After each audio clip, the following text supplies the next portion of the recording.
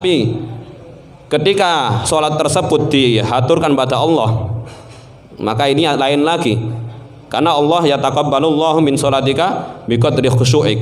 Karena Allah itu menerima sholat kita itu dengan kadar berapa banyak khusyuk kita. Kalau khusyuknya pas takbir, ya itu nilainya.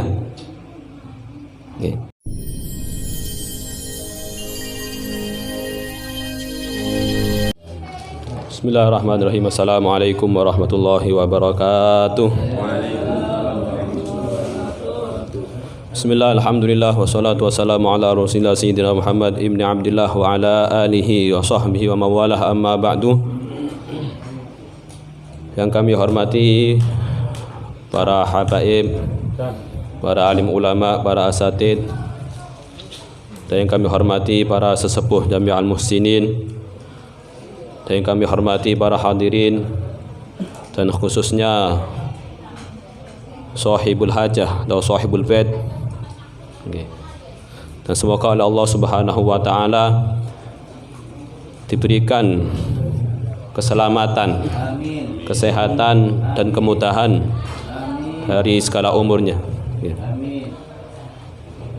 Dan alhamdulillah, segala puji bagi Allah Subhanahu wa taala, yang mana kita selalu dan senantiasa diberikan oleh Allah nikmat-nikmatnya, khususnya nikmat iman dan Islam, yang mana tanpa iman dan Islam, amal perbuatan yang kita lakukan maka akan sia-sia. Dan juga kita, dan segala puji bagi Allah yang memberikan kita semua kesehatan, ketenangan, kenyamanan. Kalau kita bandingkan dengan saudara kita di Palestina sangat jauh. Semoga Allah diberikan pelindungan dan diberikan kemenangan, dan Allah hancurkan Yahudi Israel yang mana mereka adalah musuh-musuh Allah. Dan salawat dan salam tetap tercurahkan pada baginda Nabi Muhammad sallallahu alaihi wasallam, yang mana berkat beliaulah kita bisa mengenal ajaran Islam, bisa mengenal mana yang benar, mana yang salah. Dan alhamdulillah pada malam hari ini kita bisa berkumpul di tempat yang penuh barokah ini, bisa membaca maulid, sholawat, yasin dan lain sebagainya. Di pada malam hari ini di sini kami akan membahas tentang sholat. Memang kita sudah sering mendengar tentang sholat. Dalam sholat ini merupakan ibadah umat muslim, ibadah kita yang mana nanti di akhirat pertama kali oleh Allah dinilai, yaitu sholatnya. Jadi sebelum Allah menilai amal perbuatan kita yang lain, maka yang pertama kali dilihat adalah sholat kita.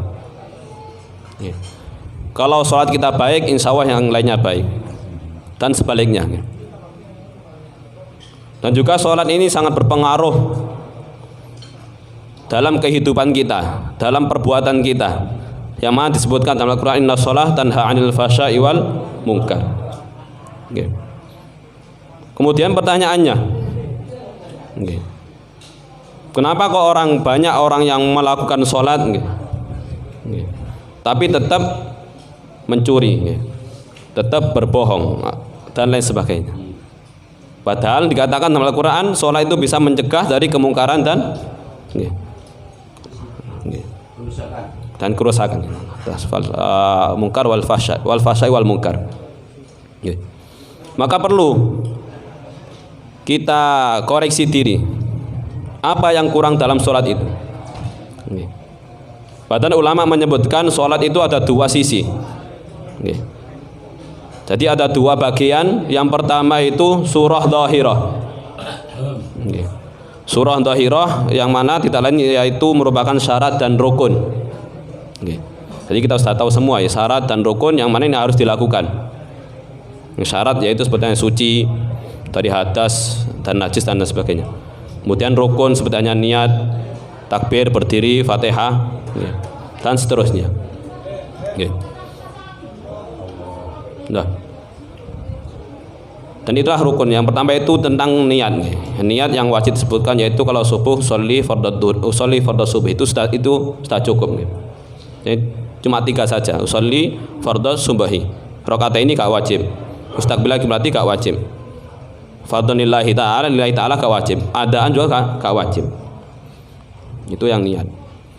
Nah, bagi orang yang mamang atau yang syak takbir kata tepat, maka oleh ulama dianjurkan untuk mengikuti ulama lain yang mana memang ada sebagian ulama tidak mewajibkan niat. Itu boleh karena memang untuk penyembuhan. Kalau kayak gitu gak sembuh-sembuh. Nah, tadi sisi yang pertama yaitu surah dhahirah, yaitu syarat dan rukun. Yang kedua yaitu surah batinah, hakikah batinah, yaitu dari segi batinnya.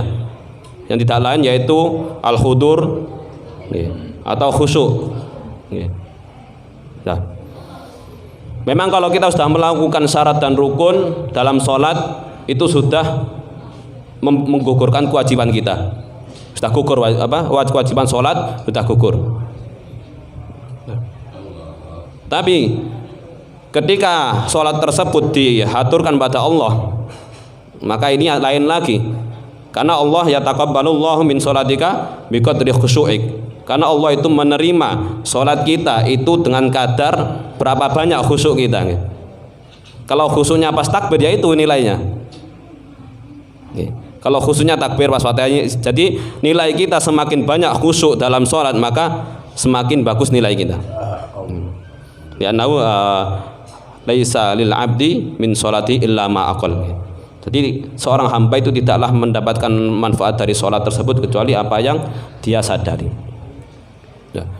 Kemudian khusyuk sendiri artinya apa? Khusyuk itu kita sadar apa yang kita baca, dengan meresapi apa yang kita baca.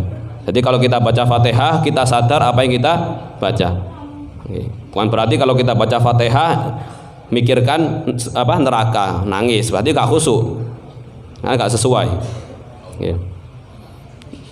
Kemudian ulama juga memberikan cara dalam khusyuk. Imam Ghazali menyebutkan, jadi ketika kita mau sholat kita yang berdiri kemudian merenggangkan kaki kita kurang lebih 1 jengkal, kemudian kita mengosongkan diri kita, mengosongkan hati kita dari semua pikiran-pikiran dunia. Makanya kan makruh kalau sampean nahan kencing atau nahan berak, kan makruh sholat, atau nahan lapar.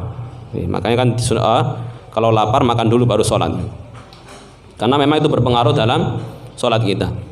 Kemudian juga dianjurkan untuk membaca surat An-Nas, Qul a'udzu birabbin nas, malikin nas, ilahin nas, min syarril waswasil khannas. Yang mana ini merupakan perlindungan. Kan isinya kan Qul a'udzu birabbin nas, saya berlindung dari Qul a'udzu birabbin nas, dari Tuhannya manusia. Min syarril qul a'udzu bin nas, malikin nas, ilahin nas, min syarril waswasil khannas. Bahkan Imam Haddad mengatakan memang setan itu laknatullah alaihim itu ketika hamba itu sholat, kita sholat itu setan membuka pintu hajat kita, benar-benar bahkan yang belum kita terpikirkan semua sholat, ketika kita sholat itu terbuka semua hajat kita, pikiran kita semua muncul ketika kita sholat. Memang setan tujuan seperti itu, tujuannya agar kita itu berpaling dari Allah Subhanahu wa Ta'ala. Makanya dianjurkan untuk membaca surat An-Nas agar setan itu tidak berhasil menggoda kita. Nah, terus kemudian bagaimana? Ya, kan Allah Subhanahu wa Ta'ala itu melihat kita. Jadi ketika kita sholat, idza qamal abdu ila sholatihi aqbalallahu. Jadi ketika seorang hamba kita sholat itu berarti Allah itu menghadap kita. Kan kita sholat itu seperti hanya kita sowan atau bermunajat pada Allah, dan Allah itu muttaliun ala sariratik, Allah itu melihat hati kita. Jadi Allah itu melihat hati kita. Maka kata Imam Ghazali mengatakan, maka malulah ketika kita sholat bermunajat pada Allah sedangkan hati kita kemana-mana. Terus kemudian bagaimana kalau memang tidak bisa khusyuk? Oleh Imam Ghazali katakan faqaddir, maka kira-kirakanlah. Kira-kirakanlah sampai sholat itu dilihat orang. Sampai sholat dilihat orang. Bayangkan saja, kan pasti khusyuk sampai sholat dilihat orang, bahkan semisal orang tersebut itu kita segani, pastinya kan khusyuk tenang, santai, khusyuk. Nah, maka kalau seperti itu katakanlah pada dirimu, kata Imam Ghazali, hei wahai nafsu, hei kamu iki sholat didelok wong khusyuk, bahkan kamu yakin bahwasanya Allah itu melihatmu. Ahwa ta'ala, apakah Allah itu derajatnya lebih rendah daripada hamba tersebut? Kita sholat dilihat orang khusyuk dan kita yakin bahwasanya Allah itu melihat kita, tapi tidak khusyuk. Apakah Allah itu derajatnya lebih rendah daripada manusia tersebut? Maka katakanlah seperti itu pada diri kita. Sering-sering kita marahi diri kita. Jangan sering-sering kita melihat orang lain, karena memang memarahi diri kita atau memarahi nafsu kita itu termasuk ibadah yang sangat besar. Bahkan dikatakan orang yang sholat karena rohul ibadah, jadi roh ibadah yaitu merupakan al-hudur, khusyuk. Jadi barang siapa yang tidak hudur, tidak khusyuk, maka ibadahnya atau sholatnya seperti hanya habaun manthur, seperti hanya debu yang berterbangan, gak ada nilainya. Bahkan dikatakan oleh Imam Haddad, barang siapa yang sholat itu tanpa ada khusyuk, maka dia seperti hanya memberikan hadiah pada seorang raja dengan kotak yang kosong. Bayangkan sampai sowan ke kiai pakai amplop kosong, kiainya tahu gimana sampean. Jadi dia pada seperti itu, kita menghadiahkan seorang raja atau seorang kiai yang kita segani dengan amplop yang kosong, sampai seperti itu. Jadi memang sunnah kita gak khusyuk sholat, gak khusyuk tetap sah karena memang khusyuk ini sunnah, tapi khusyuk ini merupakan roh ibadah kita, dan nilai ibadah kita itu tergantung berapa besar kekhusyuan kita dalam sholat. Jadi perlu kita belum tentu saya ngomong di sini khusyuk belum tentu. Jadi perlu kita merenung, introspeksi diri, memarahi diri sendiri. Apalagi kita sudah umur berapa sholat belum khusyuk, itu perlu kita marahi diri sendiri agar hal tersebut menjadikan sholat kita menjadi bernilai, semakin bagus di hadapan Allah Subhanahu wa taala, sehingga sholat yang kita lakukan bisa memberikan manfaat kita baik di dunia maupun di akhirat. Mungkin itu saja yang kami sampaikan, kurang lebihnya mohon maaf kalau ada kata-kata yang tidak mengenakkan. Akhirul qouli ihdinas siratal mustaqim. Wassalamualaikum warahmatullahi wabarakatuh. Waalaikumsalam.